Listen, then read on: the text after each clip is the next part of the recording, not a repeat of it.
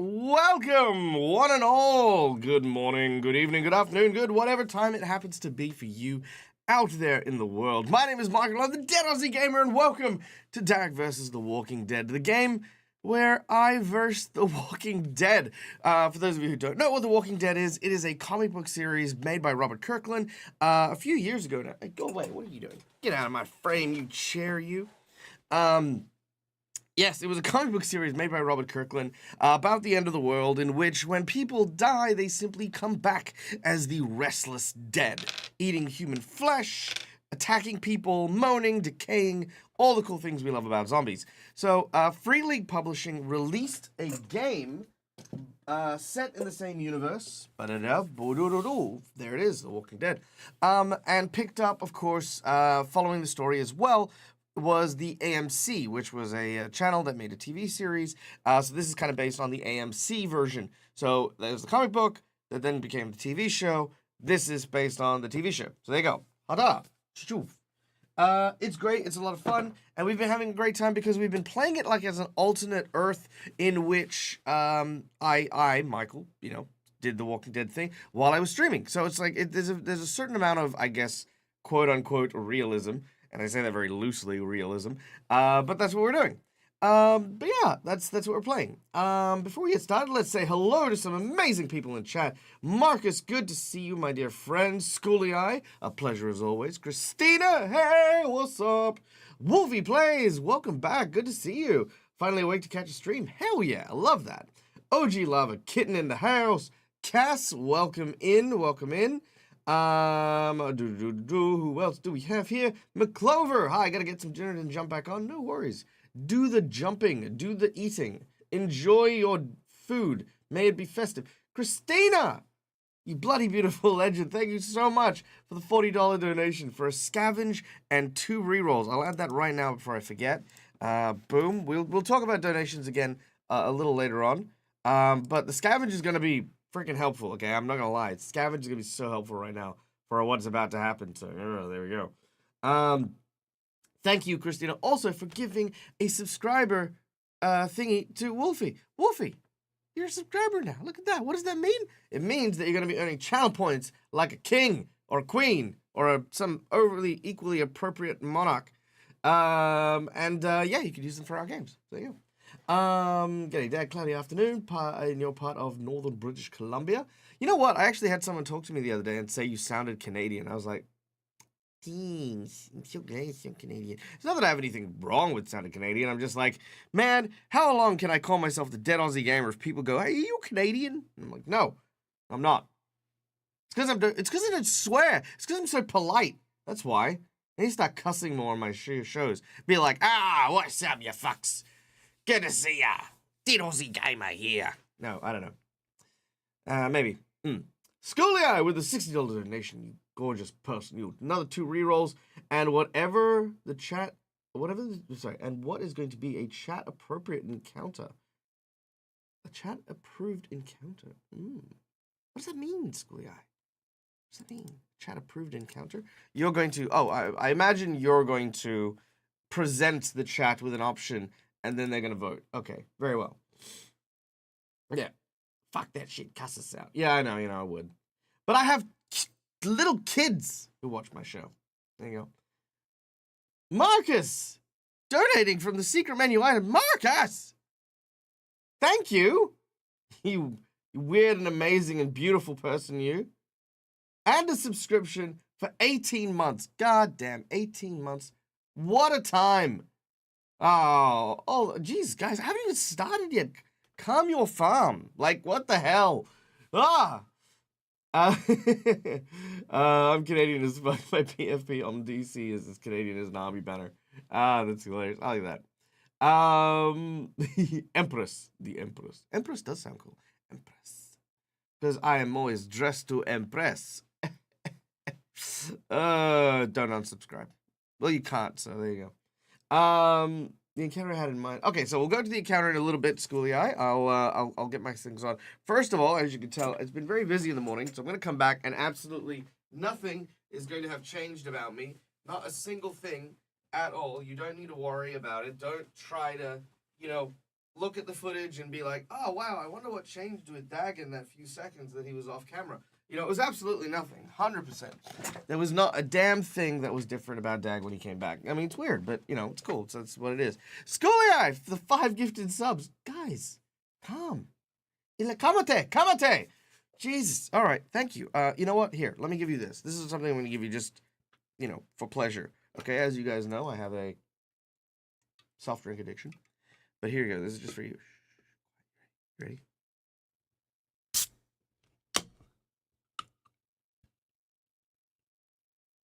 There you go.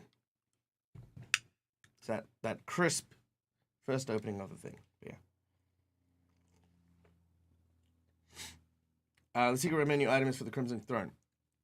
Gotcha. Not a problem. I will make it happen.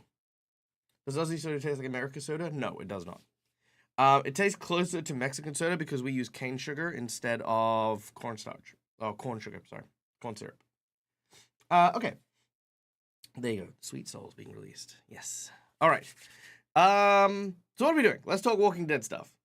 And then we'll go to all the donation stuff. So, Schoolie, have I modded you? Can you actually make a poll in chat? Like, hold on, let me just double check this. Because I feel like that's gonna make my life a lot easier. I'm gonna do that super quick. If you're giving people permission, clap your hands. If you don't know what you're doing, clap your hands. If you've been streaming for years but still got no idea what you're doing. If you're trying to give someone a mod, clap your hands. Okay. Permissions. Moderations. Yes, there's tools. Who do I give?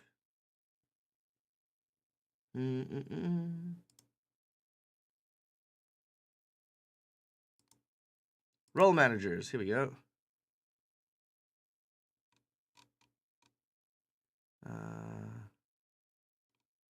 Okay, add a new one.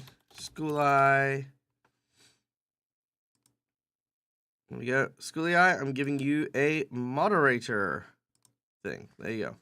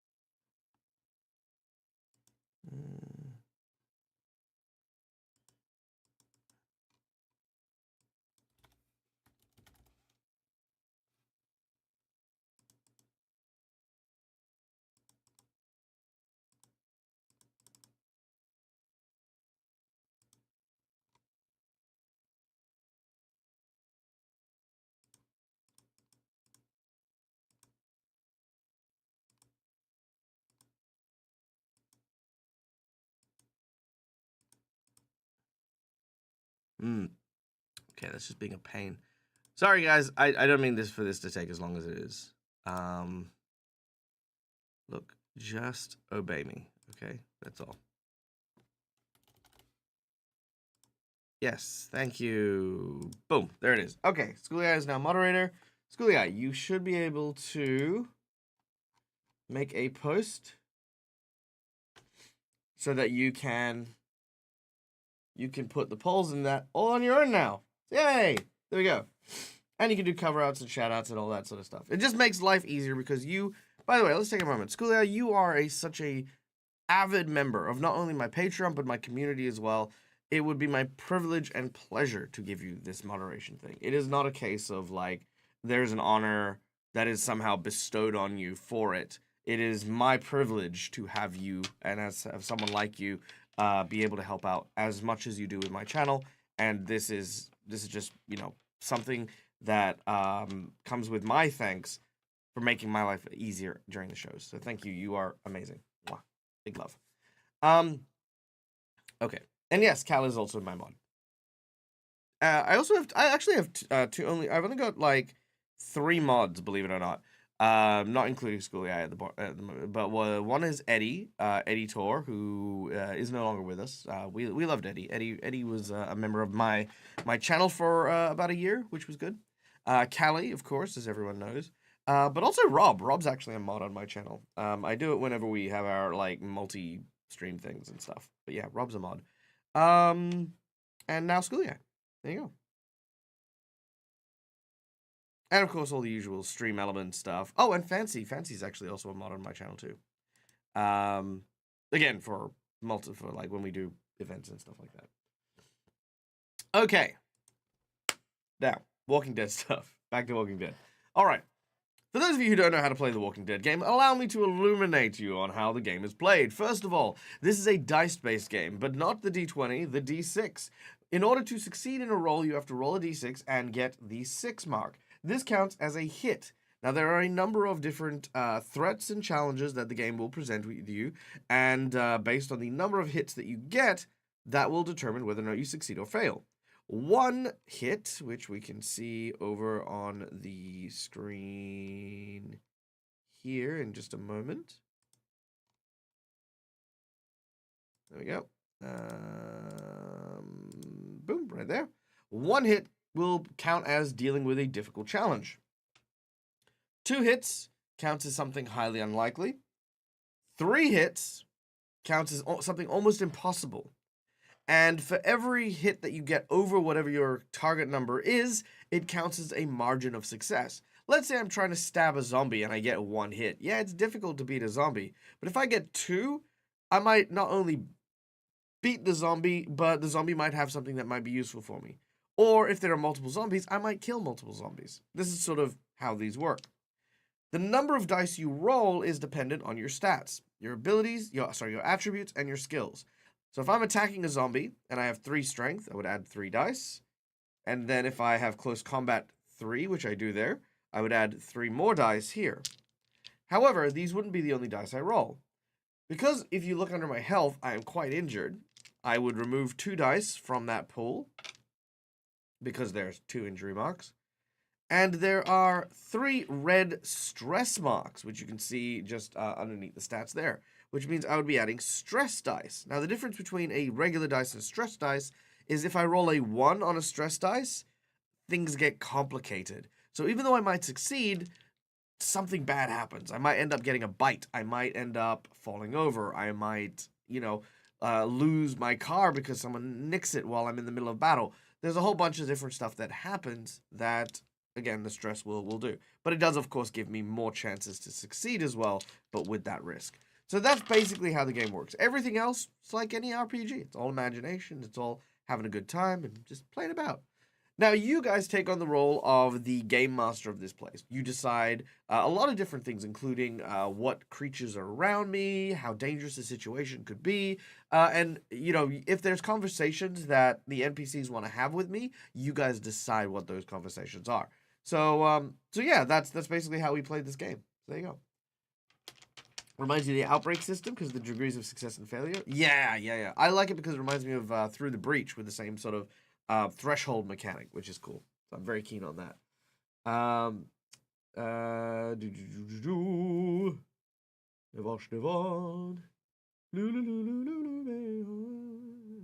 Okay, there we go. Sorry, just catching up on chat real quick. Yeah, okay, cool. All the chat, all the things. Okay. So I think we're good. Let's get started. Oh no, I keep forgetting to do the donations. Okay, guys, because I am so bad. Here is the donation list. Boom, there it is. Now, during the game, just like with all games, we have donations which help support the channel, let me eat solid food, and of course enjoy said game. For those of you who are about to ask, yes, I have eaten breakfast. For $5, you can donate to a reroll. The rerolls allow me to reroll failed checks, which have saved my bacon time and time again. $15, I will summon a walker. Now, it's not just a regular, zombie walker. This can be someone notable in my life. This can be a unique monster. If you've ever played games like Left 4 Dead and the like, this is the kind of chance to do it. So you're like, I want you to fight a zombie that is part dingo, and he's like a were zombie. And it's like, yeah, sure. Okay, cool. He's got like a rotting wolf's head. His body is like twisted and ripped up. Or if you've watched Bucket List, it's like, yeah, it's a great white shark with scuba diver zombies, like sort of embedded their legs underneath it. So it's running on land, whatever.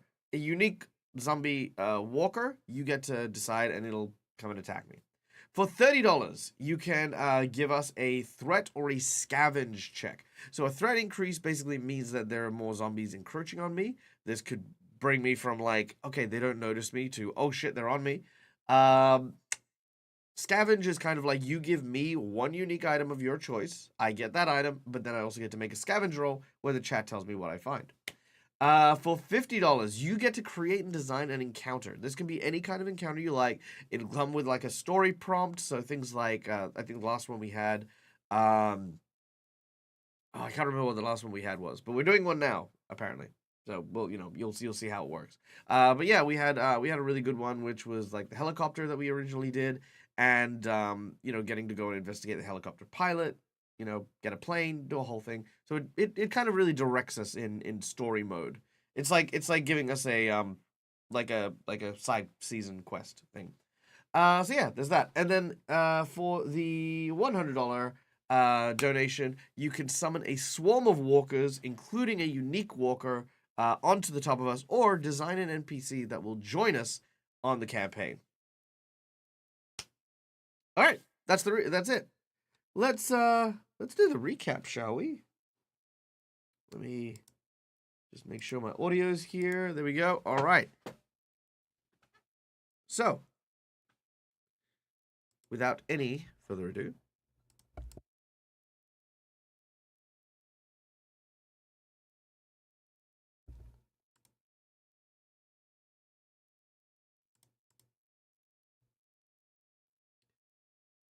nope, that's not the right one.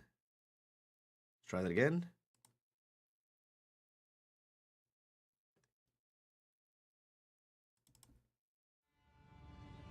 Nope. One more. Last time on DAG versus The Walking Dead. The Dead Aussie Gamer, a live streamer who has been making his way across the Australian outback, trying to make his way to Sydney to find his love and his friend, all of which who boarded airplanes, flew across, and have hopefully gathered together. Unfortunately, there's too many survivors and not enough DAG to go around. So he decided to take a convoy of survivors from the small mining town of Kalgoorlie to Sydney by the hard way, by the road. But the harsh Australian outback has proven to be more challenging than some people originally thought. Food, supplies, and walkers make travel difficult, to say the least. That's a little loud. I'm going to soften that up a bit. There we go. Now DAG, after managing to gather supplies and several survivors, found himself trying to save everyone from a walker attack at an outback hotel. Much was lost in the evening. Several of the cars, some livestock, and many of the survivors who were injured were only barely able to escape with their lives. It got to this point where finally one of the survivors spoke up, demanding that the people who were injured stay behind so that those who had supplies, those who were still able-bodied, could have a better chance of survival. They confronted DAG and a few of the others. These others included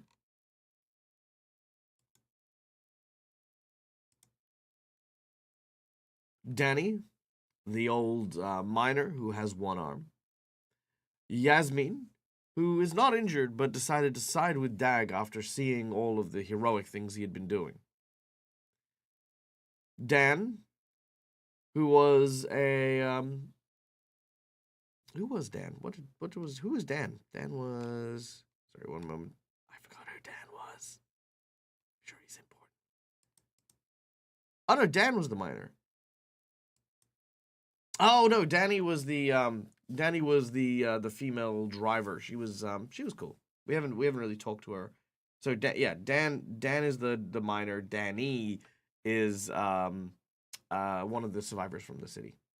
Eric, who is who's kind of like trying to redeem himself. Eric kind of left someone to die earlier on, and Eric is now trying to like sort of put himself back in good graces. Blake, one of the Kalgoorlie survivors, who like one of the young kids. Oh, Yasmin is very injured. Oh, wait, hold on. I'm looking at the wrong thing. Hold on. Hold on. Hold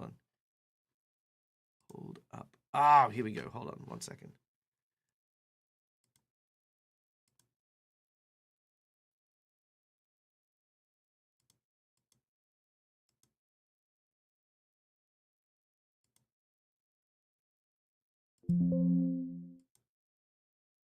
All right. There we go. This is the updated sheet. Yeah, okay. That makes sense. These are the people who are currently with me and the severe injuries that they are currently undergoing. There we go. That makes sense. I was like, I'm sure I wrote those down. I just hadn't hit the save button. My bad. So yeah, Yasmin's legs were crushed under some falling debris. Danny is missing an arm. Eric, again, joining us to kind of redeem himself. Blake was caught in a fire and suffered severe burns when the petrol station exploded. Mazza's got lacerations from when he had to climb through the windshield of a car. And Chad, who is the French bucket list chasing dude, has decided to stay with us for the time being. So yeah, these are the individuals that have decided to stay loyal to DAG, while the other, like, 11 people or something like that have decided to abandon ship. However, before they have done so, DAG has been confronted, demanded that he relent his food, the medicine, and everything else he has on his person. Otherwise, he is going to be in trouble.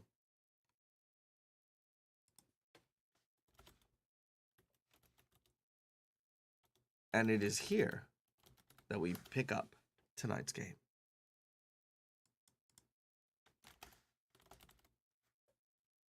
All right. Let me put this on real quick.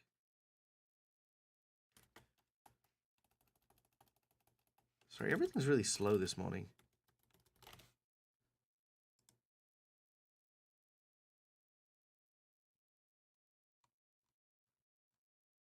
All right.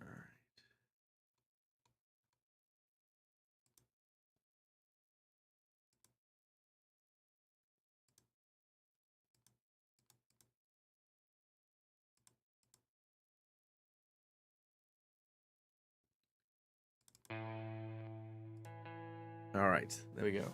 So, hey, welcome in, Raiders. We're just about to get started.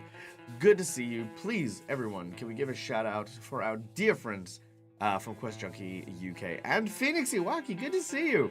We're just about to play our game of DAG versus The Walking Dead. We're in a tense situation right now where some of DAG and some of the other people he's traveling with are injured. So the other half of our survivors have decided to abandon us, take their chances, take our supplies, and leave us. So that's where we're at. So, DAG looks out at the group of survivors, the convoy that he put together and traveled so far across the Australian outback to try and bring to safety. A lot of them look scared. A lot of them look worried. But one in particular stands at the front. The one who had rallied them against DAG. Now, if they had wanted to leave with the few vehicles we had, that's fine. But now they're asking for more. They're asking for food. Food that DAG had before he even met them. They're asking for medical supplies, even the radio that DAG has. Stripping him of everything that he wouldn't have. Any chance he has of survival would be taken by these people. DAG is injured, as are the people who have sided with him.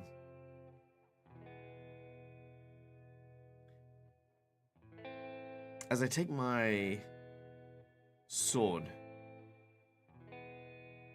I plant it in the ground, and I look over. I can't remember his name, but I'm gonna call him Jason for today, because I can't remember what his name was from last week. As I stab the sword into the ground, and I speak to the leader. You sure you want to do this? Oh, it was Steve? I thought it was Steve, but I thought Steve was the kid. Anyway, yeah, sorry, Steve. Okay, we'll go Steve. You sure you want to do this, Steve? It's one thing to leave people behind. It's another thing to take a life. You leave us with no food, no water. That's exactly what you're doing. You'd be executing this many people. Steve looks at me in desperation. I don't want to hear it. Okay? Just give us what you got. And then you can sort the rest out yourself. Mazza, still very distraught. He's trying to hold it together for his kids. After all, Mazza knows that if the kids stay with us, they're gonna lose everything. Food, the supplies, the water, and his kids are not gonna have a chance. If they travel with the convoy, they've still got a good shot. But Mazza, he has his eye on Steve and a couple of the others who have sort of started moving to his defense. Mazza tries to move to Dag's defense with what looks to be like lots of these cuts and bruises. Mazza's not good for a fight right now. Alright. I'm gonna try to do a manipulation check. 3 empathy. 2 manipulation. 3 stress dice. I'm gonna take away 1 because because Steve is desperate. But this is what we're gonna be rolling to try and see if we can convince him to leave us. At least with, well, however much we can. Food, in order, I'd say food, medicine, and then the radio, because that's what he really wants to take from us. All right, so that means I need to get 3d6 off.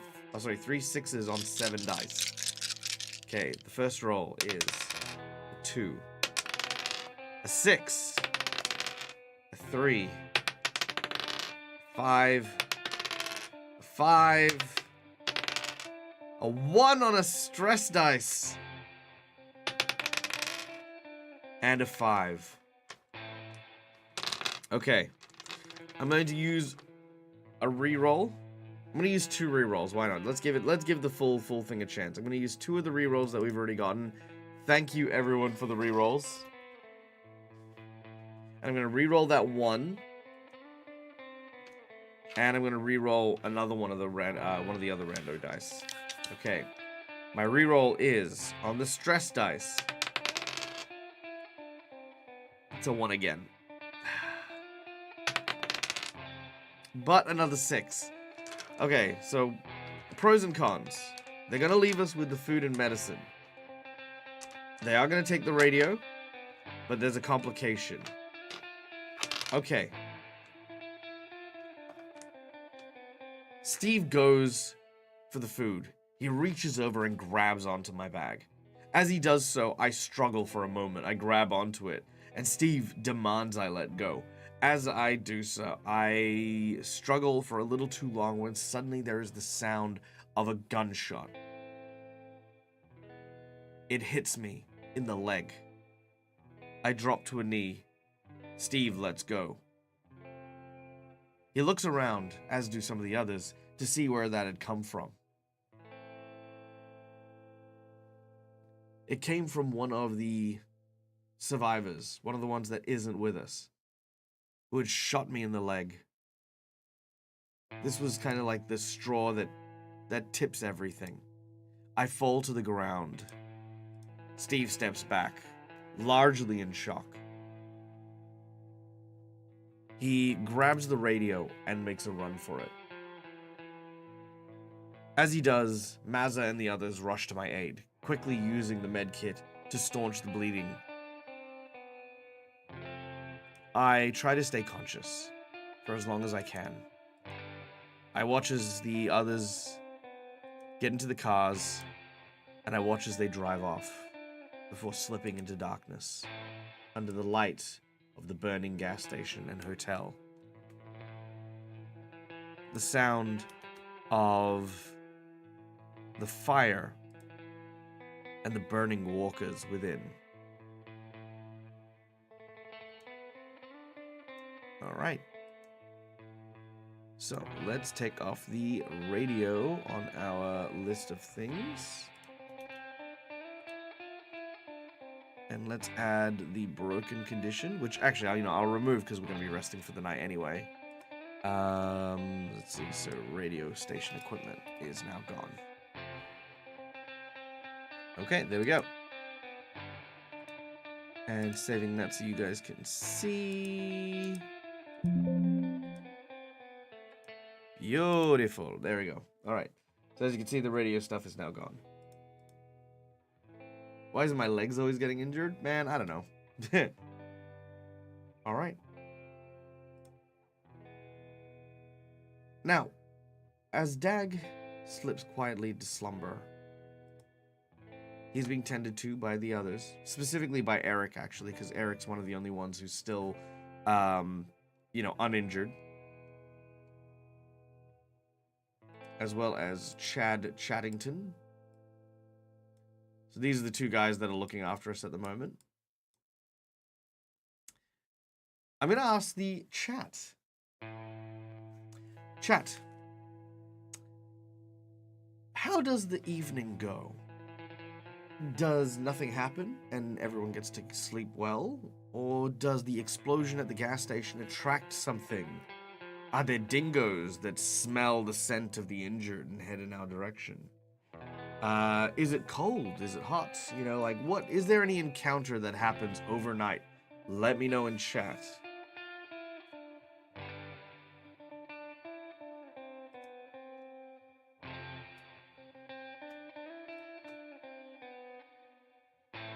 Also, yes, I am absolutely going to kill Steve.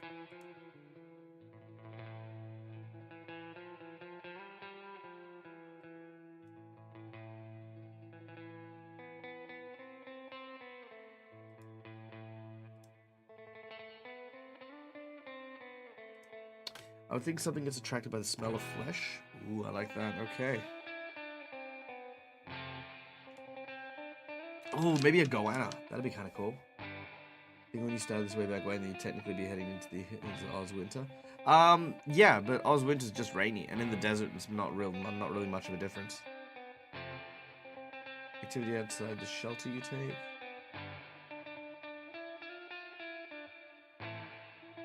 Just the gun guy as well. Oh, yeah, true. Oh, that could be cool.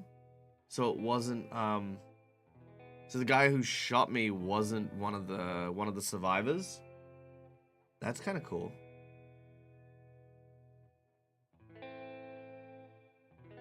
Fevered dreams. Okay, I like this. Okay, I'm going to take some of those ideas and we're going to run with it. So, the night is long. DAG's dreams are fraught with twisted memories. A time long ago where he used to just sit in front of some ring lights, enjoying his life, running games. Moralities that existed long ago. But now, the notion of children having to learn to survive through violence. He feels at his hands the furry faces of his two canine companions, Marcus and Chief. He misses them. He wishes he could hold them. He feels their weight on his shoulders as they would lean on him. As he awakes, DAG is in just a deep, cold sweat. The leg is treated, but thankfully, due to some antibiotics doing their job, because I do have some antibiotics in my med kit, which we managed to save, DAG is going to pull through. However, as he awakens, the scene he sees is not exactly the one he was expecting when he awoke.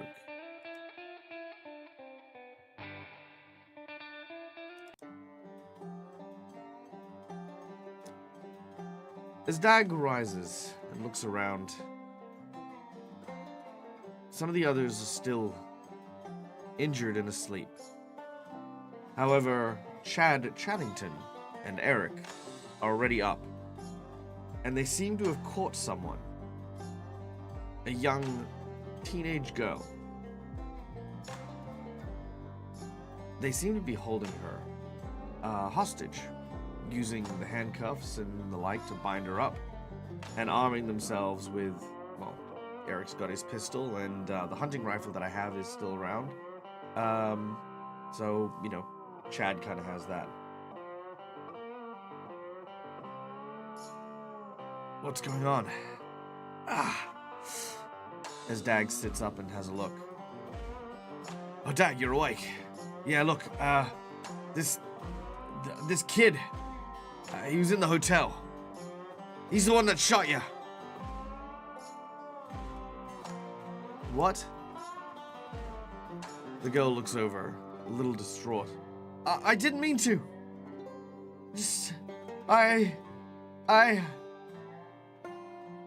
Yes, stop lying.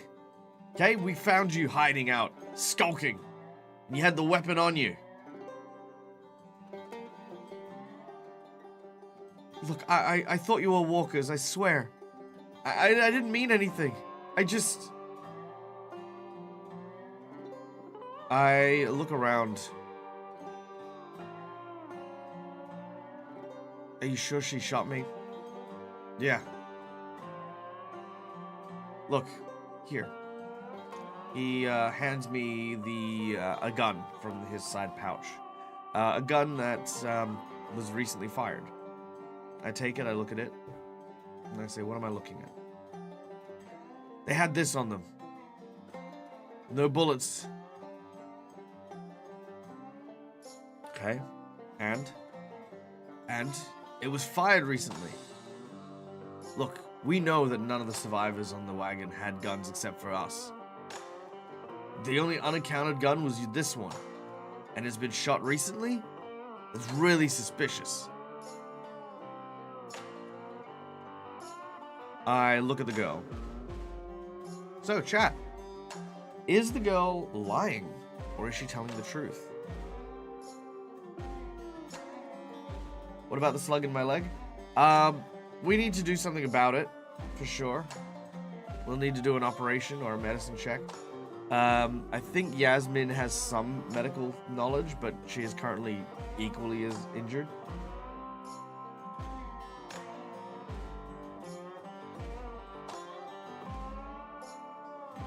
I bet she's lying through her teeth.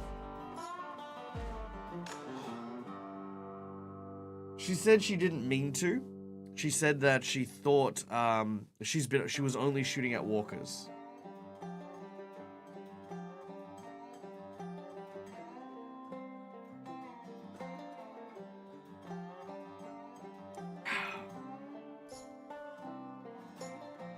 So she's claiming to have been shooting at walkers. So maybe she was the one that shot me, maybe she wasn't. But either way, that's what she's claiming as to the reason why her gun was firing. She's scared she's telling the truth? Yeah. She is a teenage girl, you know, so, I mean, if that helps shape your, thing. She's not telling the whole truth? I like that.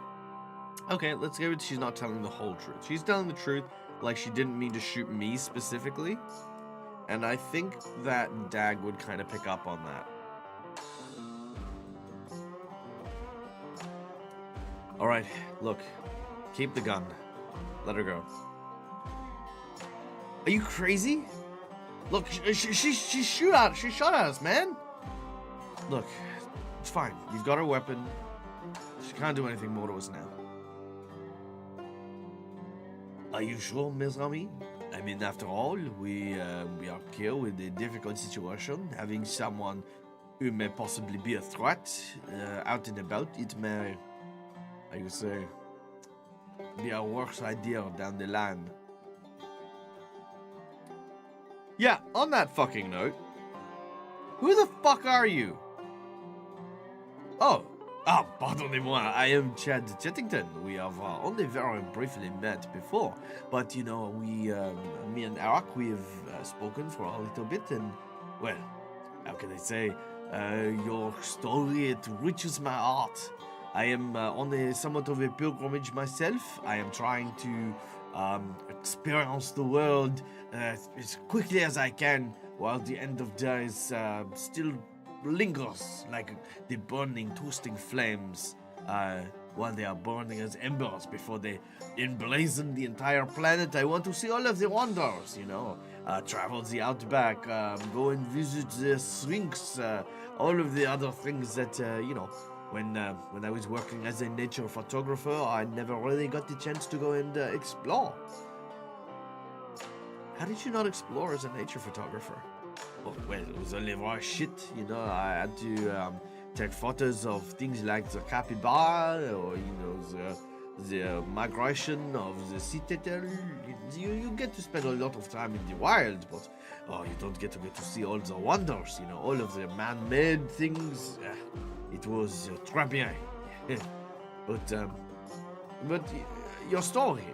Your journey to go and find your beloved partner, then to have to say farewell and put her on an airplane and send her off to Sydney. It's like my favorite TV movie. It's Casablanca. Mwah. Magnifique. Okay. All right, sure. I look at Eric. Eric's like, I think his accent's great. Okay, sure. Okay. Look, Miss, sorry, what's your name? Chat, what is the NPC's name? Yeah, I was looking at you, kid.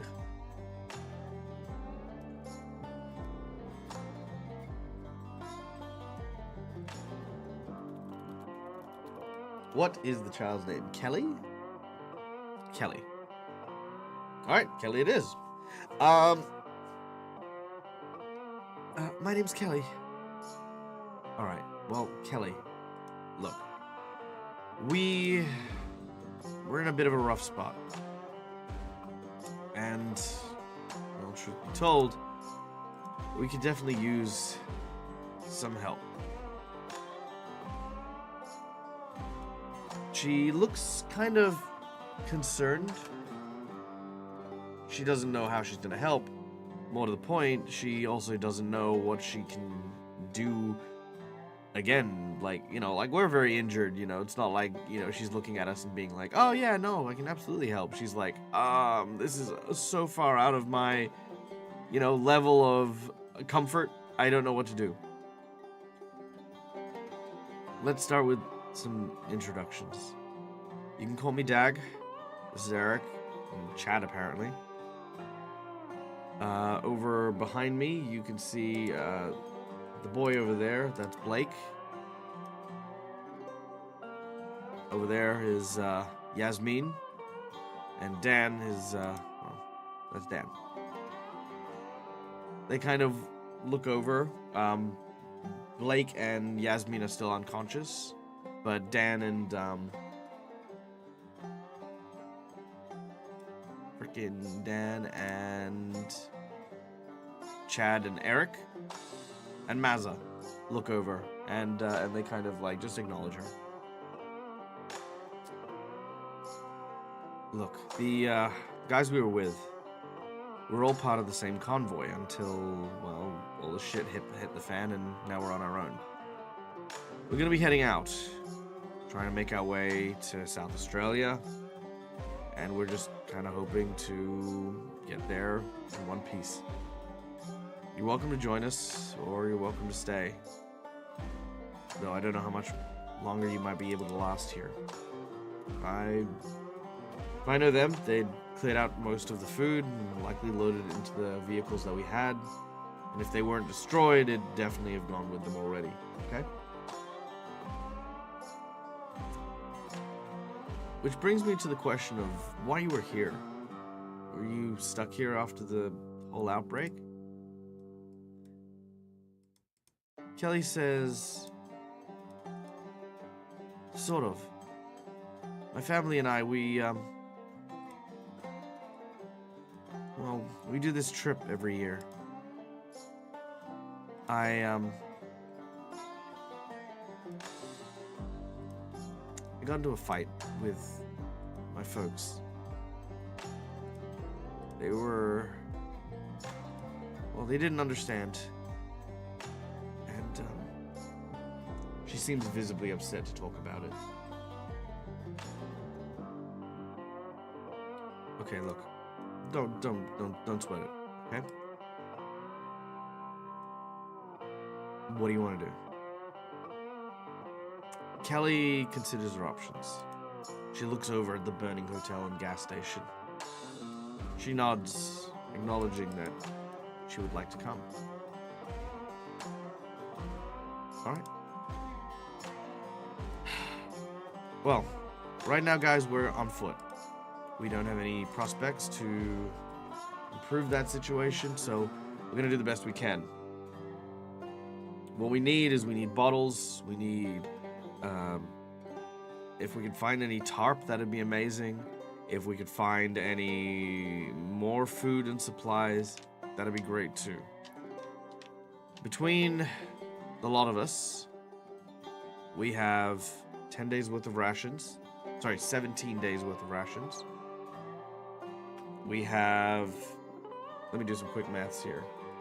So, we have 17 days of food and water. That is between 1, 2, 3, 4, 5, 6, 7 people, 8 people, including me.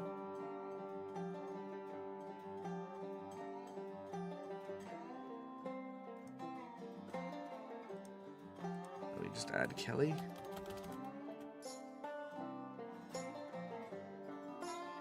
Alright, and Kelly.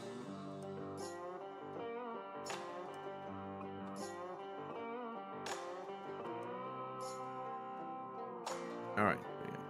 And Kelly. Okay. Oh no, that's 8 people, sorry. So 3, 6, 8. So 8 people. Okay, so that means we'll last about 2 days. If we stretch everything, we may get it up to 4 days. Okay, 4 days of heat exposure isn't going to be great. Hey, Nerdwitch, welcome in. Thank you so much for joining us. Good to see you. How was your stream? Tell me all the things. What were you doing? You were just chatting around. Tell us what you were chatting about. For those of you who don't know who I am, I'm the Dead Aussie Gamer. This is my place. This is my face. And we are playing DAG. DAG versus The Walking Dead, where I play myself in The Walking Dead universe. We're currently in the middle of the Outback, trying to get to South Australia. And we are currently stuck in the middle of a Outback, kind of gas station, where my convoy has betrayed me and a bunch of the other injured individuals, and left us in the desert to die. We have found a young teenage girl who was at the gas station before it exploded.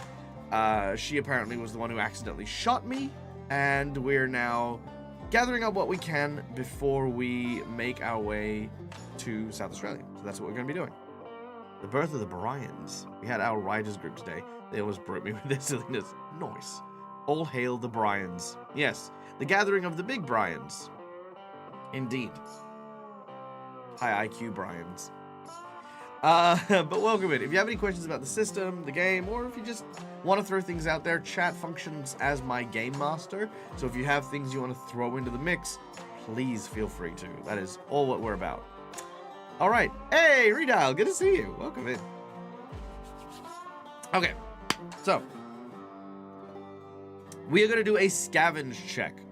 Now, firstly, we did get a donated scavenge, which we're going to cover first.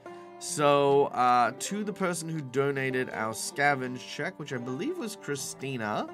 Let me just double check here.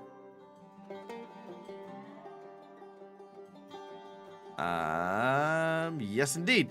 So, can I get a random item? This can be anything at all that we find And that is part of the scavenge donation. Then could I get everyone in chat to roll a D6 by typing in exclamation D6. And in addition to that, roll it a second time. So we're going to get 2. And yes, I will increase the days I have survived. Woo! DAG is surviving. 13 days. I've almost lasted 2 weeks. All right.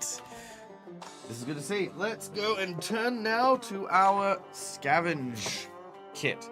So, we have a bunch of people who are scavenging, and we're going to see what we find. So,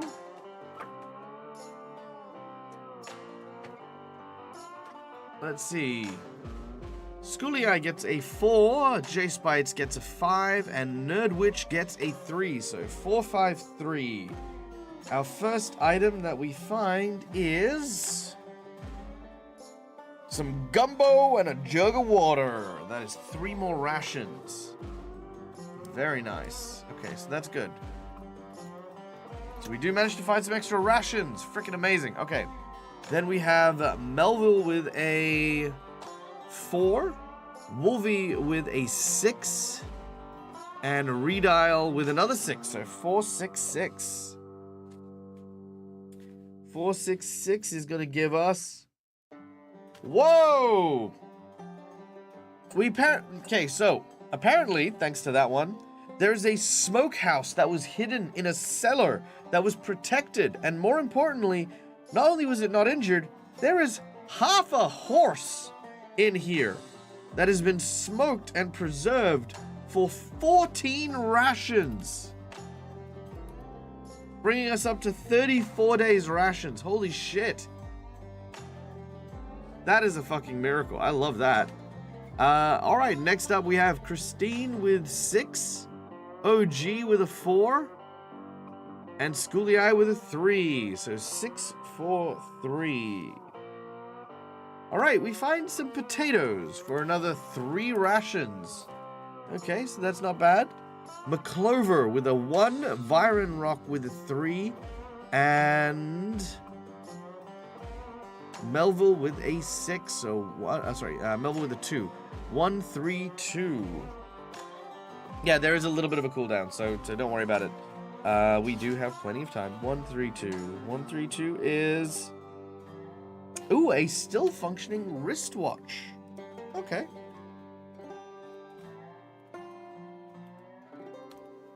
Alright, interesting to what we can do with the wristwatch, but hey, it's got a battery in it, so that could be useful. Okay, so that's 1, 3, 2. Then we have Christina with a 5, J-Spites with a 1, and Nerdwitch with a... Redial with a 6. So that is 5, 1, 6. Okay, let's see what we get here. 5, 1, 6. A full gas can. That's really good. Somehow, the explosion at the gas station left 1 gas can still full and unexploded. Brilliant. Okay. McClover gets a 3. Wolvie gets a 3. And... it's my other half from CC. Who's my other half from CC? Do I have another half from CC? And OG gets a 4. And Viren Rocks gets a 6. Okay, so let's go with... where is it? 3, 3, 4. So 3, 3, 4, we find a whiskey bottle and some freeze-dried taco stew for 2 days worth of rations. Nice. And then we have a 6. Oh, the half of... ah, ha, ha, ha. Frickin'. I get you. Fine. Huh. Okay. So 6, 3, 1. Pills for purifying water. Oh, that's interesting. Okay, cool. So there we go. So pills for purifying water.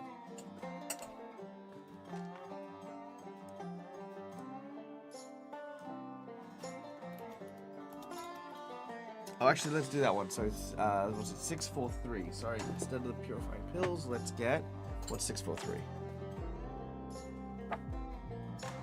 643 is, all right.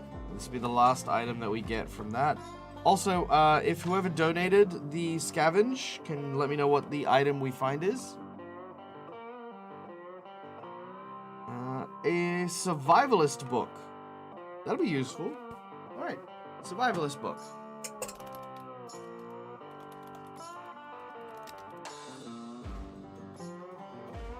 All right. That was it, Redal. It was only twice. But somebody donated to the to a scavenge check earlier on, so they get to give me an item of their choice. So we are done rolling. Yep, we are done rolling for that. Okay, let me just add some stuff to the item sheet here. Here we go. Okay. So we have now graduated to a freaking whopping 39 days.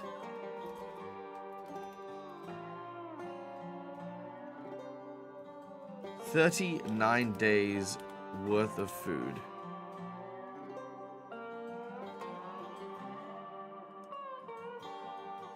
Which is absolutely fucking incredible, to say the least.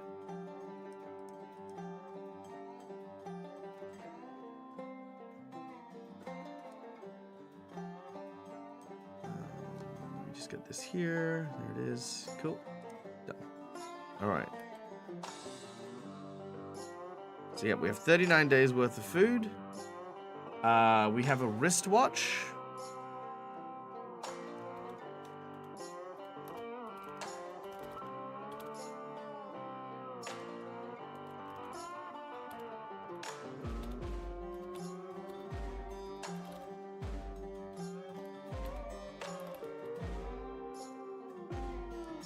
Yep, we have a wristwatch. We have a full gas can. And we have the survivalist book.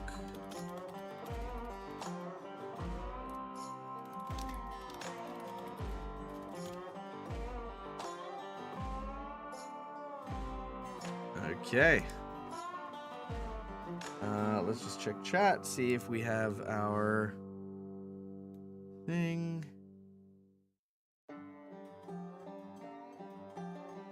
A semi-truck that has a full tank of gas. That's a scavenge. That'll work. Holy shit. It's a 16-shift UPS truck. Okay. Fuck. All right. Well, yeah, that'll do. My parents' camper van was in the camping ground tonight. Okay, cool. How much weight can you carry? Okay, cool. All right. Let's actually, pre-show note. The bad guy's name was Steve Vince. Okay, cool. Thank you, Schoolie Eye. Okay. Well, Christina, if that is your scavenge wish, then that is what will scavenge fucking happen. So, as we scavenge all of the stuff, we gather it all together. This is really nice, guys. Good job. Look, we've still got so many injured people, but at least with this, we can hold out at least a little while we recover. In that time, maybe we can even look at trying to get some transportation. Kelly speaks up. I have some transportation. She holds up a pair of keys. You have a car? Not exactly. She takes us around to a different side to the truck stop, a little bit further away from the hotel, where indeed there is a large, massive, semi. It is a 16-shift UPS truck that has been busted into. There's nothing inside of it. It is emptied out. It's been cleared out for a while. She explains that there were some guys on motorbikes who came through and stole everything. But the truck they didn't want to take.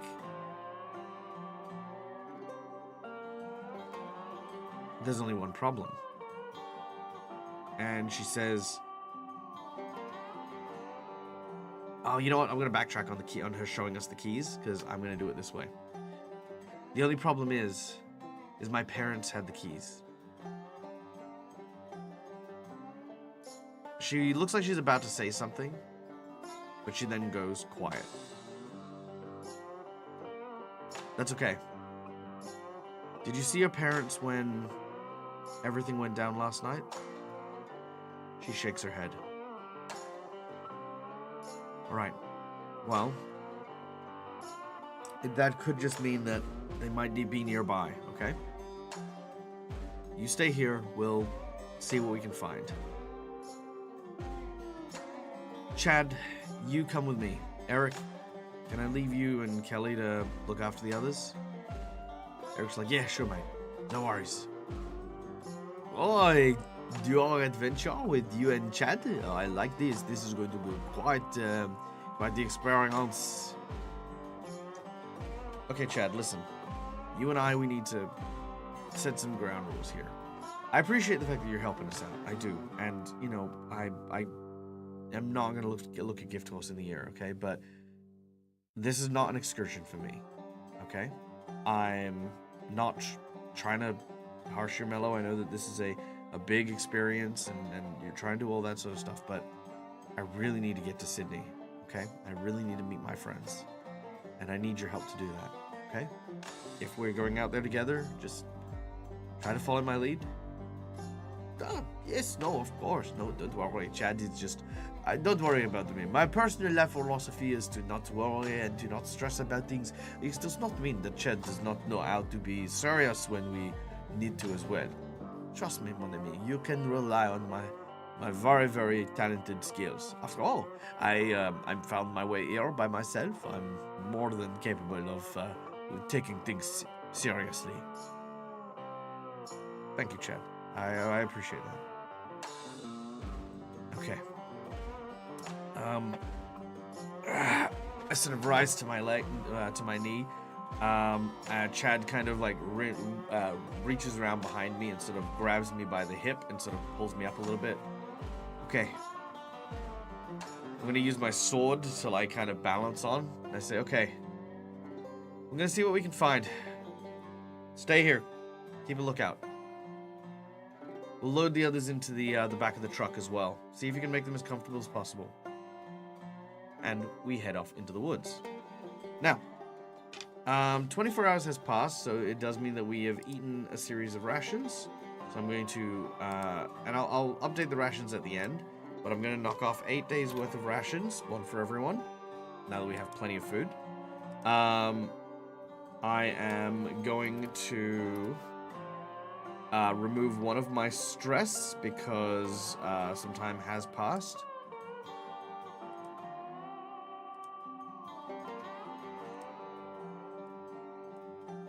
Alright, so now I'm down to 2 stress.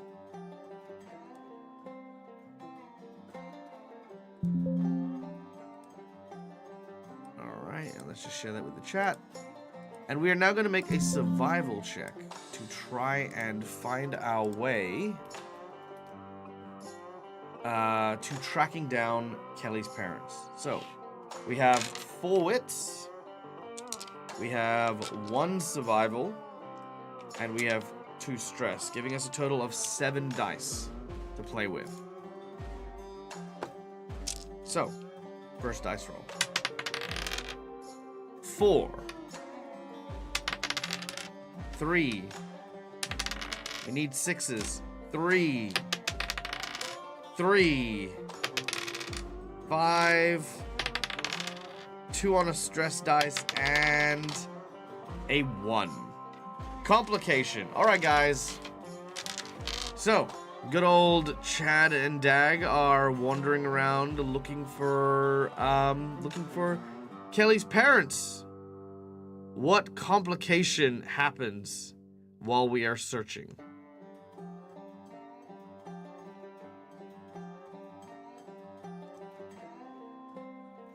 Dice are not my friends today. They are not.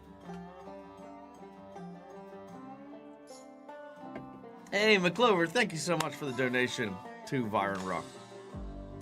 Oh, Kelly's parents find me first? Oh, that's a good one. So, Christina, here's the thing. I hadn't decided whether or not they're undead yet, so if you want them to have turned, that's great. I kind of also liked maybe the idea of like telling a story with what happened. So, I'm happy to go with that, just FYI. I hadn't in my mind put how they were. Kelly's parents find me first, they ambush me, that could be good.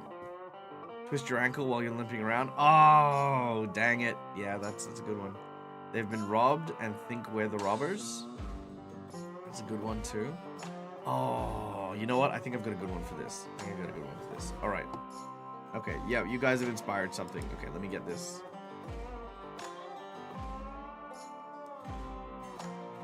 Okay, here we go. Okay, now, further up ahead. Actually, you know what? Let's go with...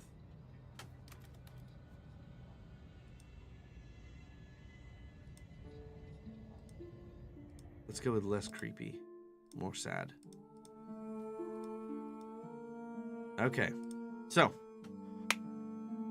DAG begins to make his way forward. And as he does, following the tracks, eventually he comes to what looks to be a figure lying in the desert. There's a large goanna chewing and gnawing at it, shaking its head back and forth as it rips off pieces of the desiccated flesh of the person in front. He sees the UPS truck logo on the shirt that this guy's wearing. He's been dead for a while. As I approach, I see gunshot wounds in his back. I see them in very strategic places. The backs of the legs where the thighs are. The spine moving up almost like a ridge before the last shot in the head.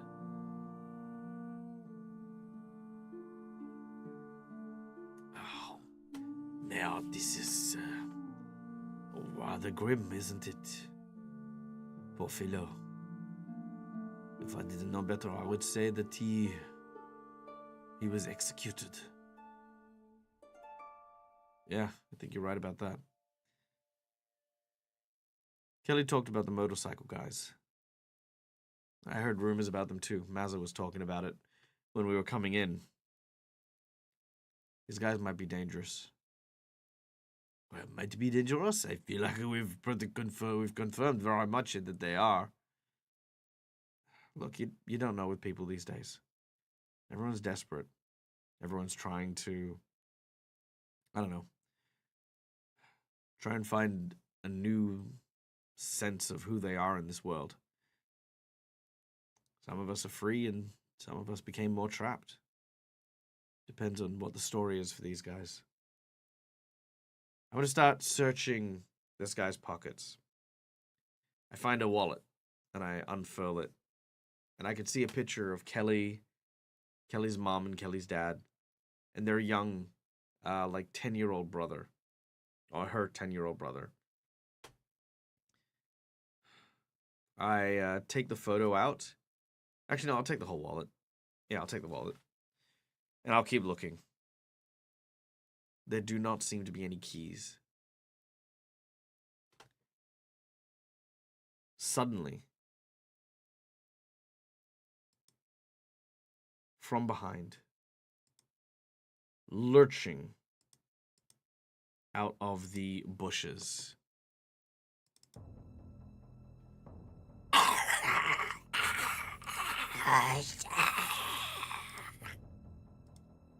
a deceased woman barges outwards. It is Kelly's mom. We do not see her approach, but as she reaches down, she grabs hold. Who does she grab hold of? Me or Chad? Chat, you decide.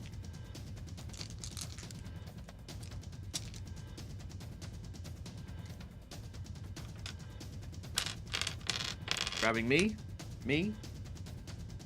Chad. Alright, got 2 for me, 1 for Chad. 2 for me, 2 for Chad.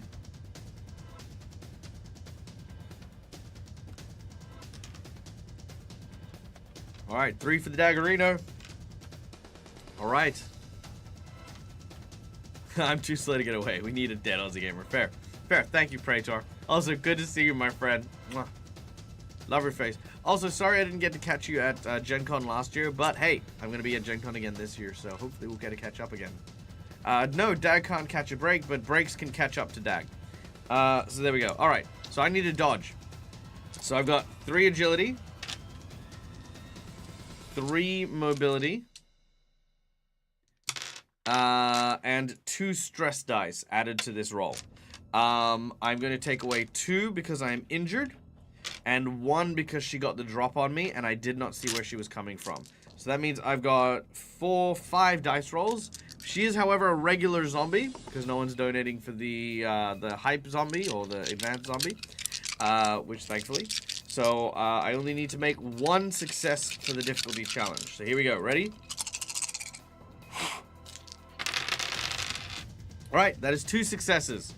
So, as she runs out, she grabs onto me and tackles me to the ground. However, as she does so, she knocks herself over as well.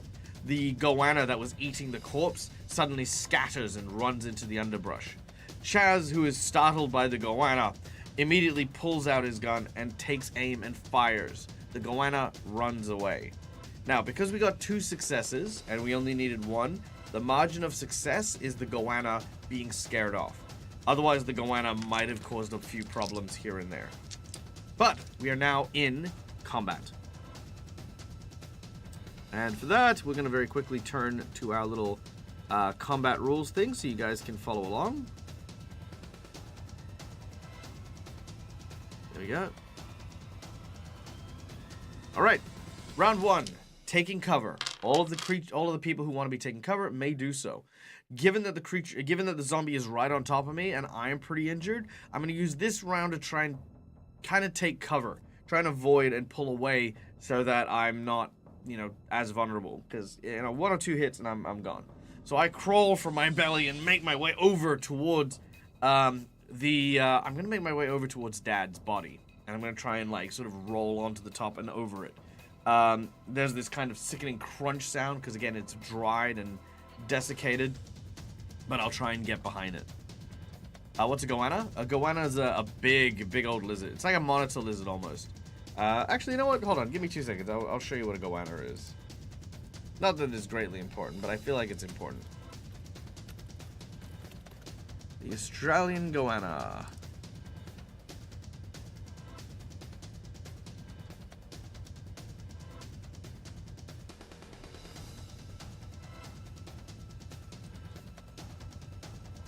Alright, there we go. That is an Australian goanna.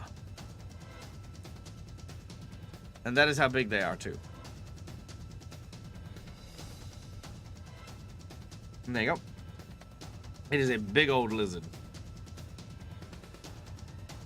We actually have one of those living in my suburb, to be honest. It's called Godzilla. Yeah. Godzilla hunts people's pets. At least he was...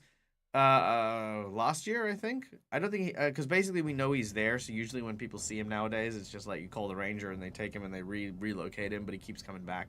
But he breaks into garages and stuff like that, so people in my neighborhood kind of know to watch out for Godzilla. He hasn't gotten anyone yet, but, he's trying. Good old Godzilla.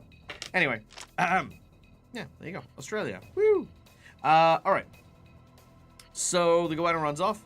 I've made my way over, so that is our taking cover phase. Ranged combat. So at this point, Chad is going to take a shot. So chat, you guys, I need everyone to roll me 1d6 to see how Chad goes. Now Chad, I'm going to say, has a ranged combat skill of... Let's see, do I have Chad's stats? I don't know if we rolled Chad's stats. Maybe we did. We did not roll Chad's stats.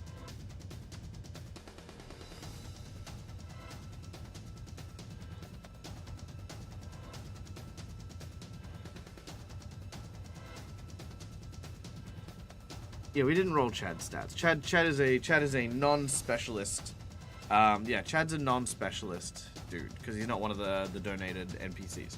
So I'm gonna say that Chad has 2 specialty skills.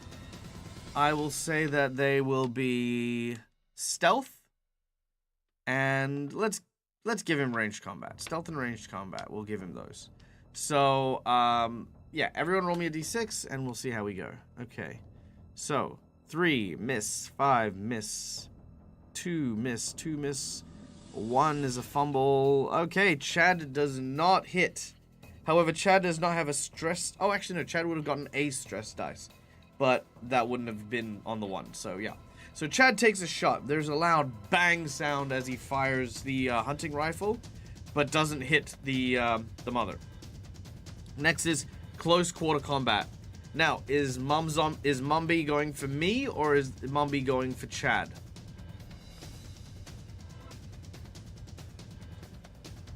Oh yes, the bucket list. Oh, he was. Oh, he was. Okay, hold on, wait. Then he does get stats. Yes, no, you're right. Yeah, Chad's got some stuff. Let's let me just have a quick look here.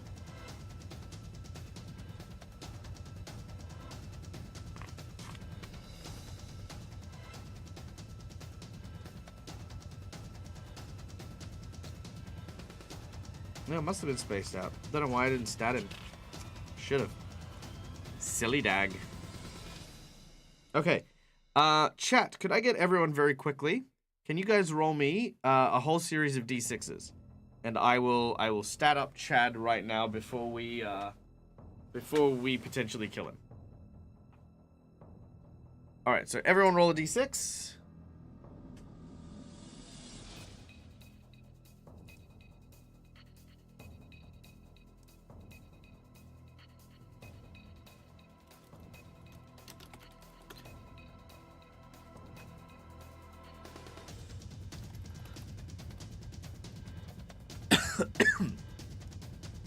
Okay.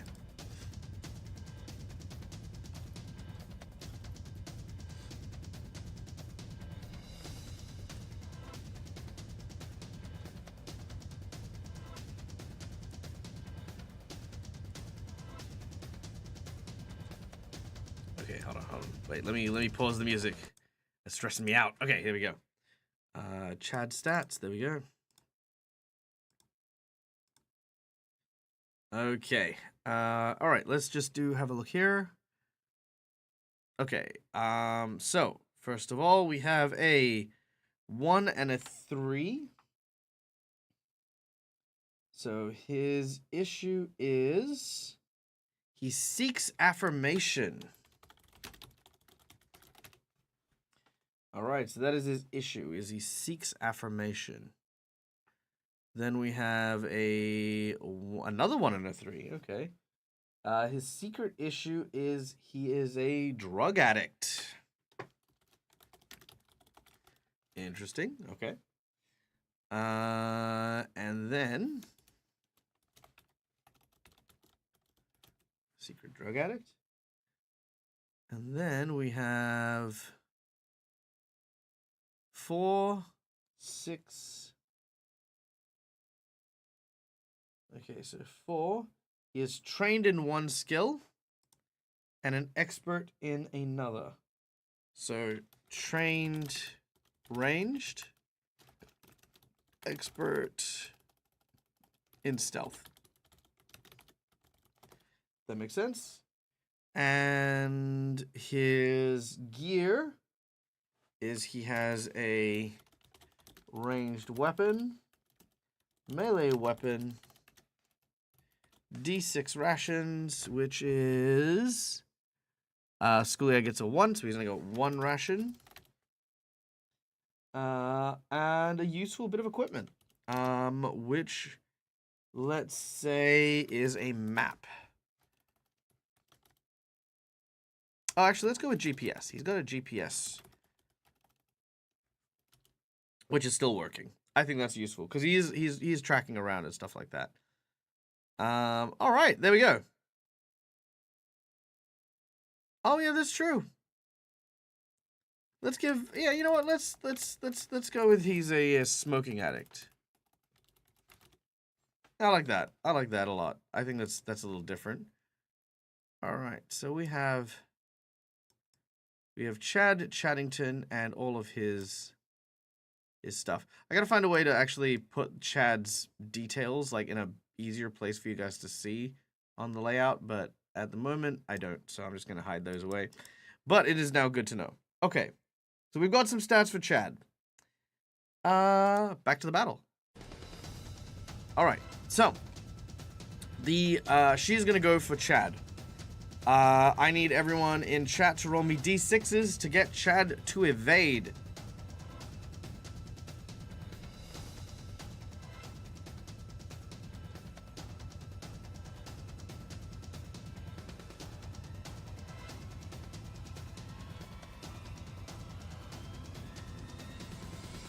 All right, here we go.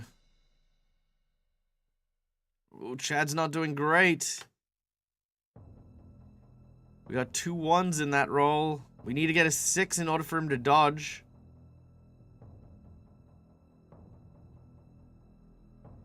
I'll even roll for Chad. I'll help. Oh, no, I think Chad's getting chomped. Oh, yeah, there we go. Okay, we got a 1. All right. As long as, well, I mean, he's still getting chomped at the moment, but we've got a 6 on the board. All right. Last calls for rolls for Chad to dodge.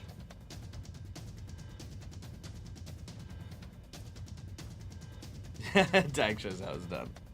Well, I'm trying. I mean, DAG in the game is kind of nervous is made nervous by Chad, but me, the real me, actually really likes Chad. I do. All right. It looks like we're going with a walker attack on Chad. Okay. Chad is chat. That is true. Okay, here we go. So, Chad is going to be attacked by the walker. So I need exclamation D6s for you guys. Now, I'm gonna select the top 4, and that's gonna give us 2 options for Chad. So we have a 5 and a 4, and a 6 and a 6. Fuck my life. For real, guys? For real? Okay. Well, there's no ifs or buts about it. Okay, so 66. You are overwhelmed by the walkers and tear flesh from your bones. Chad dies immediately.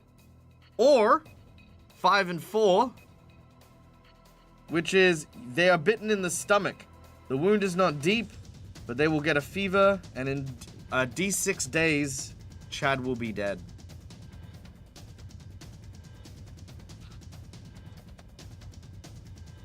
That is the first 4 results. So chat, you get to decide. Or should I move that to 3?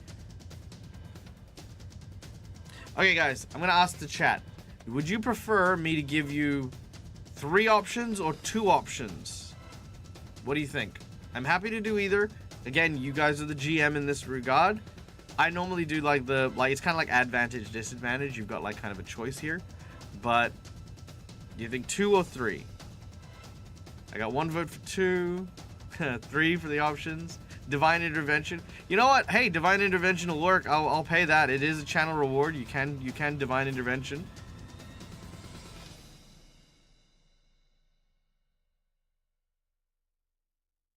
Hey, Jay Spide's coming in with a divine intervention. All right, I'll tell you what. Let's get another set of rerolls because we have the divine intervention coming in as well. So an entirely new set of rerolls, and we will take 3, and chat will get to pick 1. Okay? That's how we'll deal with the NPCs. Because NPCs don't get rerolls or anything like that, so, you know, it seems fair. All right, here we go. So that is a 1, a 6, so that's 16, 16, 35, and 20. I need 1 more roll. 16, 16, 35, and 24. All right. 16 is It pulls their hair from their head and tries to drag them close for a bite. They take 1 point of damage, but are otherwise unharmed. So that's 16. 35. Somehow he manages to kill her. However, they damage themselves at the same time, so he will likely shoot himself like in the leg or in the foot or something. And then 24. They jump away and must make another mobility roll. If they fail, they take damage. So, option 1. They drag our hair, we take damage, and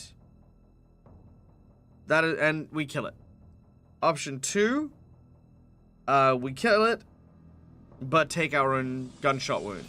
Or option 3, we try to barrel roll out of the way. So I see 1 vote for option 3 to barrel roll. Option 2, option 1. So we got 1 for each.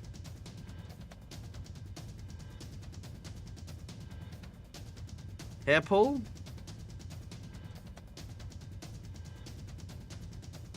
Okay, so I'm seeing a lot of votes for option 1.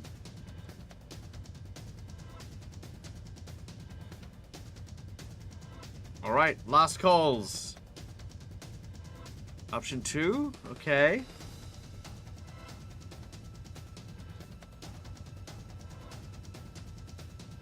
Option 1 again. All right, we're gonna go with option 1. So, the woman reaches over and grabs onto Chad. As he tries to raise his gun, her arm pushes it down and she reaches past his neck and grabs hair from the back of his head. There's a ripping and tearing sound as blood pours from the back of Chad's neck.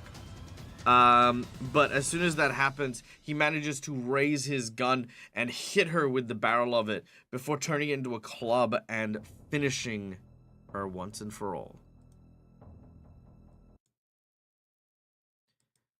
There's a heavy breath as the two of us sort of gather together.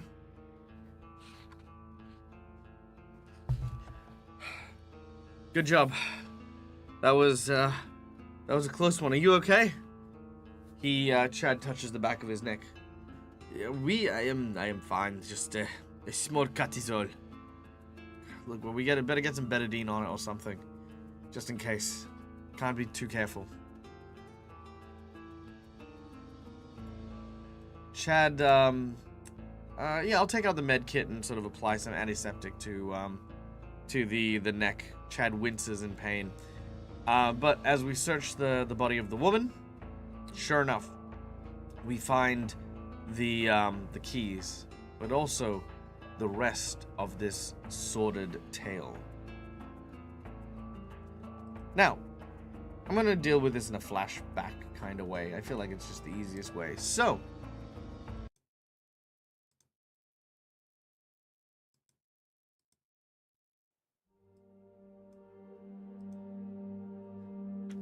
please, my family had nothing to do with this. You don't have to do this. We see a man tied up, thrown in front of a group of cackling people wearing leather coats with motorbikes roaring in a circle. Please, you don't have to do this. We didn't mean anything. You took all of everything we had. Ooh. Everything you had? No, we didn't take everything you had. Not yet, anyway. Bring her out. The screaming wife is pulled in front of her husband, as is another figure, a young boy. He is crying so loud that you can barely hear what the man and woman say to each other. That is when the man is cut loose. He says, please, let my family go. The man he's talking to nods and smiles. Oh yeah, no, I'll let your family go.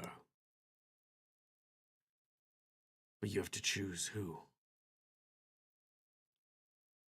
A gun is handed. Your wife or your son? Take your pick, and we'll let you go free. Promise. You hear the sounds of laughing from all around. The man turns. I can't. I can't do this. I won't do this. A bang is heard as he falls to his leg. The back of his thigh is shot. He pleads again as he tries to stand up, and another gunshot fires. His second leg goes down. He grabs onto the jacket of the assailant in front of him. His wife says, "No, please, please, just shoot me." He says, I can't. As he does so, the man grabs him and drags him to his feet. He says, "Last chance. Do as I tell you, or I'll kill all of you." And he gets thrown down again. As he does so, he picks up the gun from the ground, takes it and points at his wife. She looks at him with a smile and closes her eyes.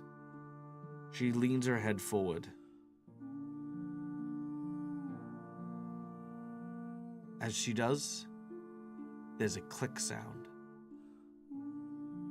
But she has not been shot. The man turns around and tries to fire at the guy who's standing behind him, the leader of these violent sociopaths. But as soon as that click happens, nothing. There's no bullets in the chamber. More fire rings out. As the man is shot in the back, the sound of the exploding guns drowning out the screaming of the woman as he slumps forward. He struggles, bleeding on the ground, before the man in front of him pulls out a gun through the back of the head.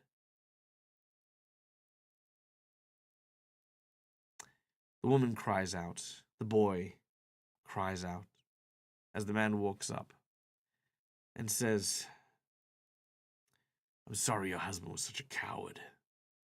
Don't worry. I'll make sure that your wishes get through." And another bang is heard.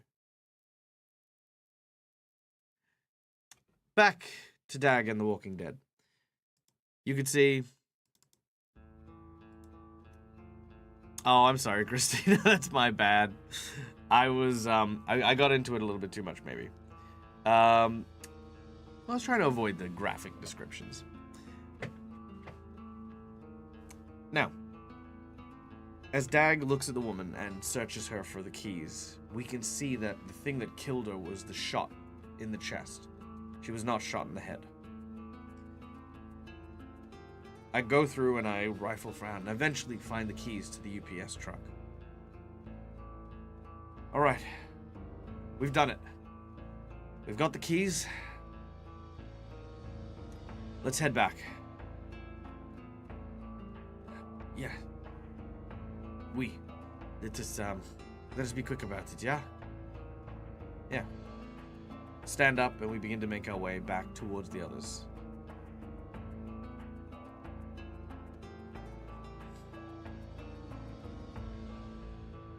Before we leave, I'm gonna have Chad Chaddington make another check.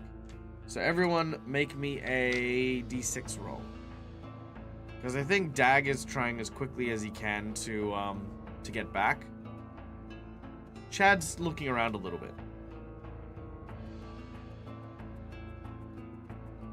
Chad adjusts for his bold spot. Yes. Hey, we got a 6. Nice. Couple of 1s. That's okay. This isn't a stressful situation, so we're pretty good. Finally rolled well. Yeah. Okay. So, Chad notices the footprints. Chad kind of... Maybe not the full scope of what happened, But he does see the young footprints leaving the site that they're in. Monsieur DAG. Yeah. The family in the photo. This is Kelly's family? Yeah, that's what she said. Why? She never mentioned she had a brother. I look around. Yeah. Look, maybe it's just false soap or whatever. But look over here. I go and inspect the footprints that he found. Look, it seems as though there are many people here. And that you as well as I can both tell that these people were killed in cold blood here. But the boy, he did not die here. There's no blood where the smaller footprints lie. Instead, a second pair of footsteps that lead away from this place. The boy might be alive, and with the people who did this to them.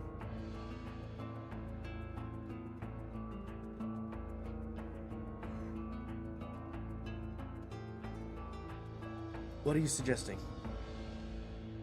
I'm just saying, I don't know. I don't know what I'm saying. I mean, just perhaps, though. Perhaps there is hope that we do not need to return with news of Kelly's deceased family.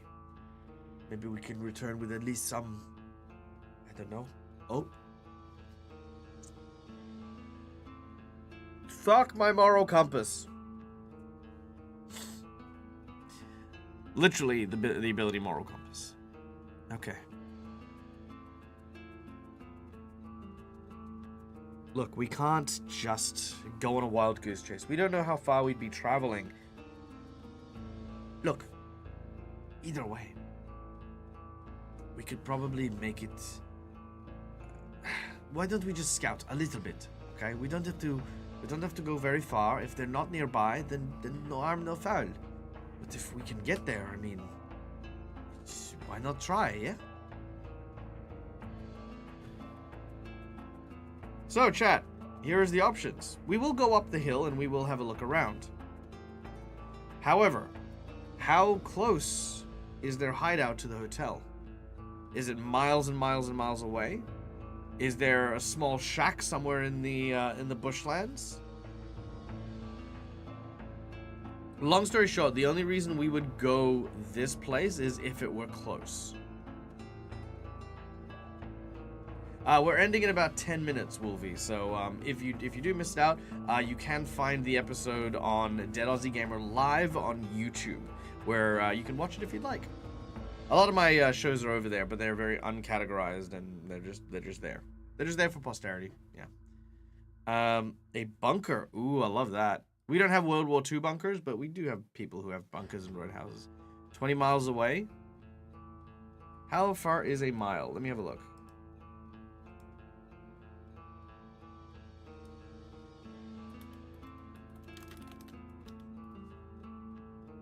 $32K.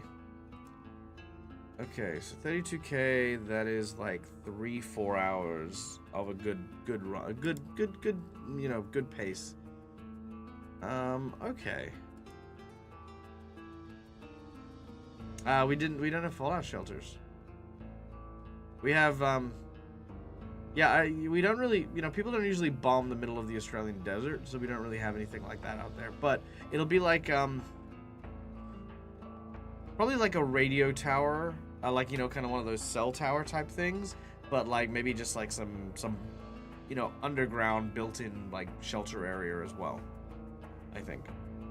Okay, so we got far away, very close, 20 miles,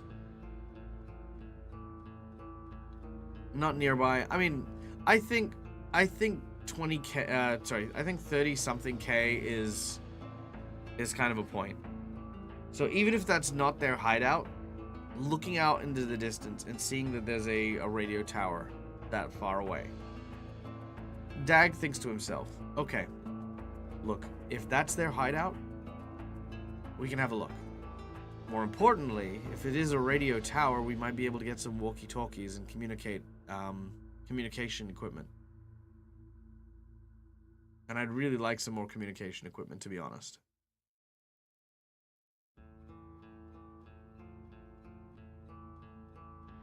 Okay, let's do it. But before that, you're gonna have to help me with this. I show him my leg. Look, we've treated the wound, but there's still a bullet in my leg. I gotta get it out.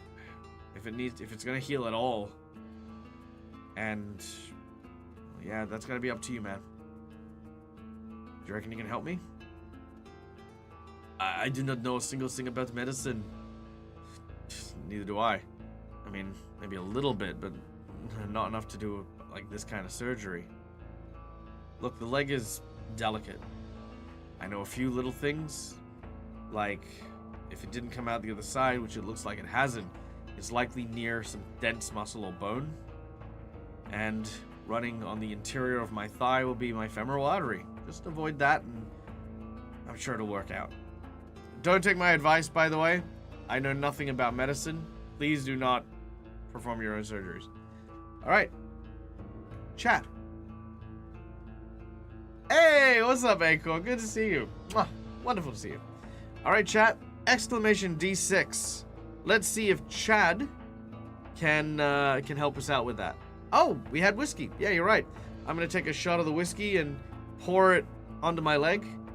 Oh yeah, Yasmin would be great for advice for that. But the trouble is Yasmin is back in the wagon, currently resting off her own injuries and stuff like that. So might not be the easiest of things to do. All right, let's have a look. What do we have? Exclamation D6s. We've got a 2 from Schooly Eye, a 2 from OG, a 4 from McClover, a 1 from Christina, a 1 from J Spites, a 3 from Redial. Okay, it's not looking great. I'm gonna use 2 rerolls here. No, I can't use 2 rerolls. Oh, that's not great. That's not great. Oh. Yes, very important PSAs happen here at the Dead Aussie Gamer channel. You know what? Actually, while you're here, have one of these. It's dangerous to go alone. Boom. There. Enjoy. Mwah.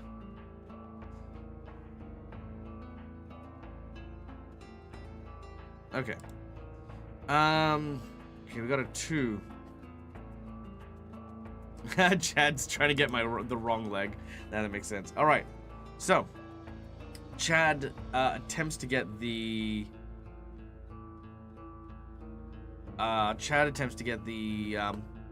bullet out. Complication. Ooh, Chad's hand shakes and he barfs. He can't do anything with it. Okay, I do like that one. Because keeping in mind, Chad might be stressed out, but his stress dice are always the last ones that he rolls. So the last ones that were rolled were a 2 and a 3. So those are not going to, those aren't going to give me a complication. That being said, it's a painful thing, and he kind of gives up part way. He basically starts rooting around a little bit, but as soon as I'm wincing and I'm in pain, he pulls his hands out and he says, "No, I cannot do this. It is too much. I'm about to Earl." And I go, "Okay, no, it's okay. Don't worry about it." Fuck. I tie my leg off, and I start losing feeling in my foot. I have to do this now. I grab a stick and I bite onto it, and I'm gonna try my own medicine check. Okay, 3 empathy, 1 medicine, 2 stress, -2 for my injury, -1 for my own pain and suffering, etc. All right, 3 dice. This is gonna require 2 successes.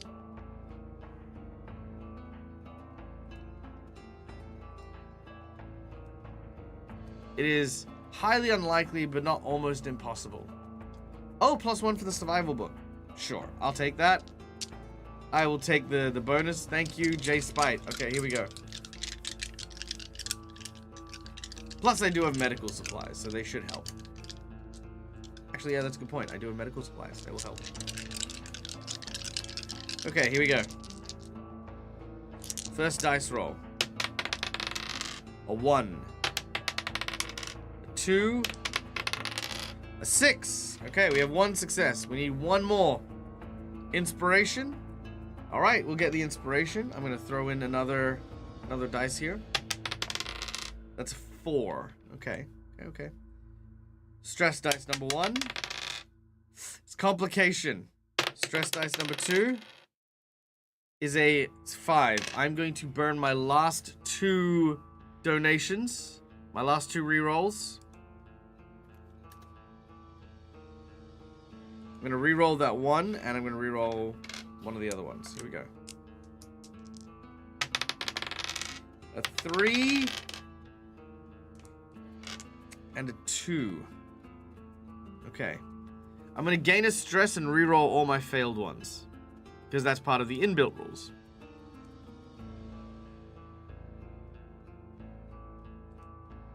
Okay, here we go. So I'm now at 3 stress.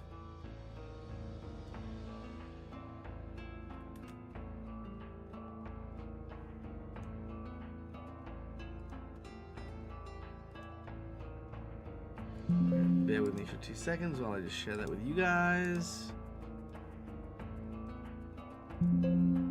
All right.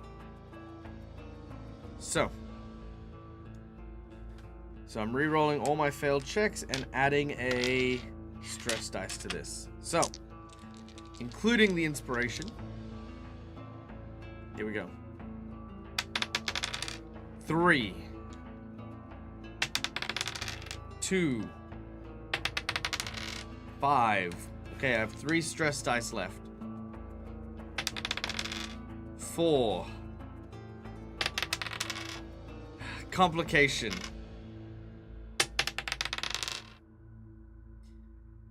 And a 6! Okay, so I will get the bullet out, but there is a complication. Alright, chat, what is the complication? The bullet comes out as I twitch and I pull it out. We could have it so that I'm bleeding out and chat has to stitch me up. Could do the nerve damage.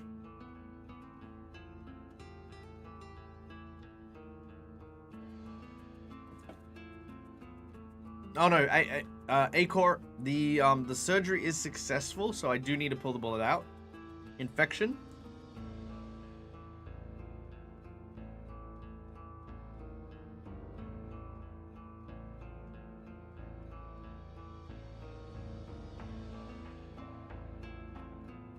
You pass out after the pain. Alright, let's go with passing out and the infection. I like those. Starts to bleed a lot, need to cauterize. Ooh, okay. Nicked an artery. Okay, yeah, that's a good one. Okay. That'll slow healing. Okay. Ooh, someone or something hears it. Ooh. Oh, there's so many good ones. Okay. Okay, let's tie these together. So, first of all, the pain is too much. It is overwhelming, and I pass out. I have nicked an artery, and I am bleeding out. Chad sees this and panics. He quickly goes for the supplies and tries to overcome his fear. I need everyone to roll me d6s as he tries to mend the damage.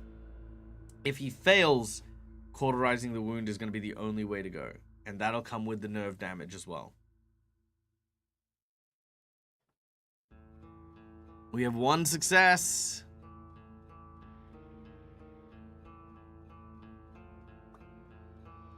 Alright, come on, baby.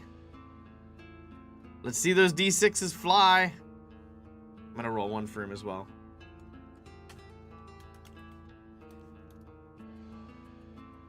Ah, so close. Ah, so close.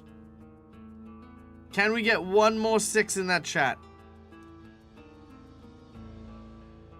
Do we have 1 more 6 in us?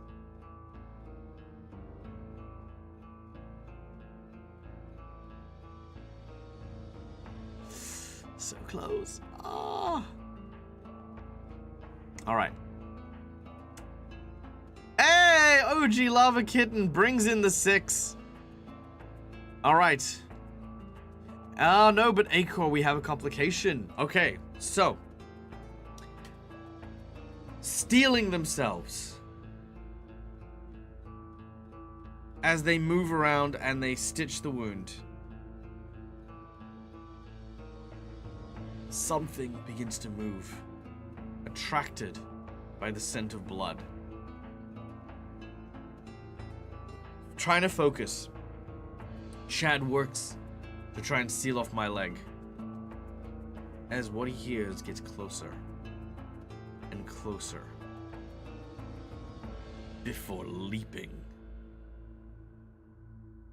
And that's where we're going to end today's session. Thank you very much, everyone, for coming and joining us today. I hope you had a wonderful time. We will find out next week what thing has lurched at our dear friend Chad. But for today, my friends, I hope you guys had an enjoyable session. I know I did. It was very, very tense. Let me change the music up a little bit here.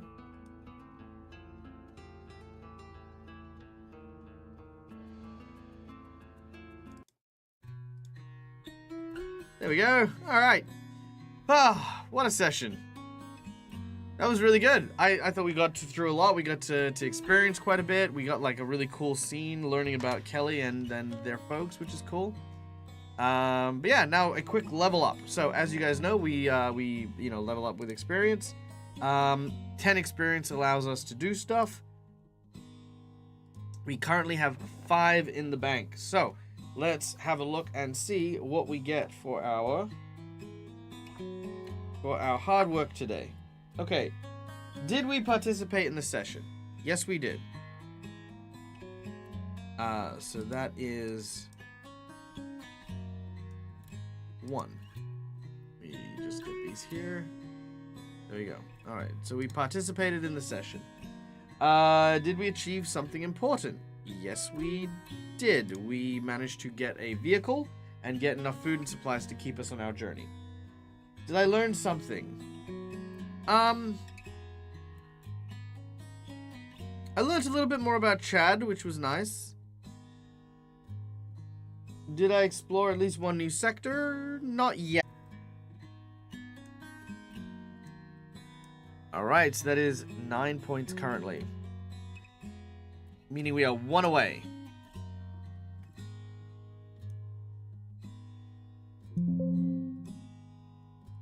And then we can get something else, which would be cool. Woo!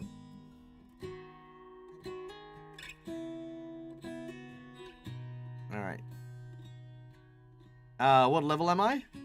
I don't know. I don't know if it counts in levels, but currently my experience is on 9. I've leveled up once, twice, 3, I want to say 4, 5. I've probably leveled up 5 times, so I think I'm like level 6. Maybe. But yeah, there you go. But cool. Yeah, pretty much. The blip is is something that happens at 2 hours and 4 minutes for some reason every single time I do stuff, and that's just it. It just sort of blips out. But cool. All right, guys, we are going to go and raid and send the love onwards. But where are we going to send it? Let's find out. Who is out and about? Who is doing some stuff this fine and lovely morning? 20 side stories. Oh, that's cool. I love that. Yeah, let's go send some love there. 20-sided stories. Am I following these guys? It might be. No, thank you, Nerdwitch. You're a bloody legend. Thank you for the raid earlier on. Much, much, much appreciated. No, I'm not following them. Okay, let's go raid and make some new friends. Let's see.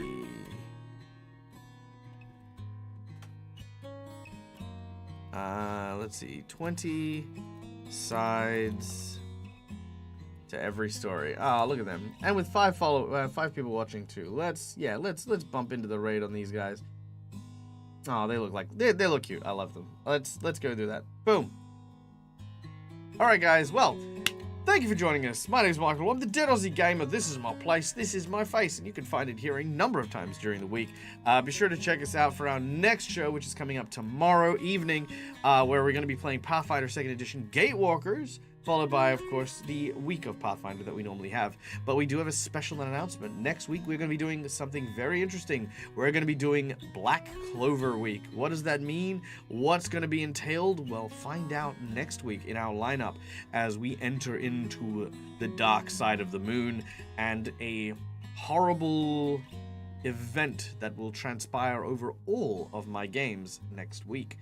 Be sure to enjoy, and guys, as always, stay safe, stay wonderful, be kind to each other, because why the fuck not, it's free, and until we meet again, from us to you, game hard, or die trying.